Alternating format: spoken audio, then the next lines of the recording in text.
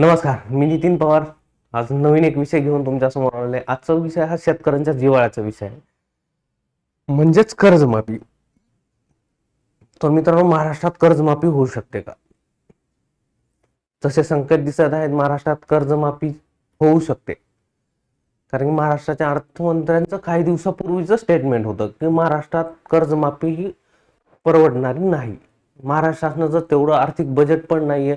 महाराष्ट्र शासनाला सध्या पाहता शेतकऱ्यांची कर्जमाफी ही परवडणार नाही. पण आता त्याच अर्थमंत्र्यांनी महाराष्ट्रातील संपूर्ण शेतकऱ्यांच्या कर्जा संदर्भातला डाटा मागविलेला आहे. नॅशनल बँकेत किती कर्ज आहे, किती खातेधारक आहेत, सहकारी बँकेमध्ये किती कर्ज आहे, तिथले किती खातेधारक आहेत, कितीपर्यंत आपण कर्जमाफी देऊ शकतात, या संदर्भातला संपूर्ण डाटा हा महाराष्ट्राच्या अर्थमंत्र्यांनी मागवलेला आहे. त्याच्यामुळे मित्रांनो, लवकरच आपल्याला कर्जमाफी संदर्भातला देखील GR येऊ शकतो. कर्जमाफी संदर्भातली एक न्यूज येऊ शकते.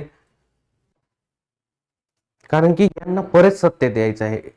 यांना परत येण्यासाठी कर्जमाफी केल्याशिवाय हे परत सत्तेत येऊ शकत नाहीत. कारण की यांच्या मंत्रिमंडळाच्या बैठकीमध्ये सुद्धा सर्व मंत्र्यांची आग्रही भूमिका एकच होती की शेतकऱ्यांची कर्जमाफी झाली पाहिजे. तर मित्रांनो, दीपावलीच्या आधीपर्यंत ह्या संदर्भातली मोठी अपडेट आपल्या समोर येऊ शकते. शेतकऱ्यांची कर्जमाफी. अशाच नवीन माहितीसाठी माझ्या चॅनलला सबस्क्राईब करा. मी अगदी सरळ आणि सोप्या भाषेत तुमच्यापर्यंत ही संपूर्ण माहिती घेऊन येत आहे. त्याच्यामुळे माझा व्हिडिओ जास्तीत जास्त शेअर करा. माझ्या चॅनलला सबस्क्राईब केलं नसेल तर आधी सबस्क्राईब करून घ्या, कारण की माझ्या नवीन येणाऱ्या व्हिडिओचं अपडेट तुमच्यापर्यंत पोहोचलं जाईल. धन्यवाद.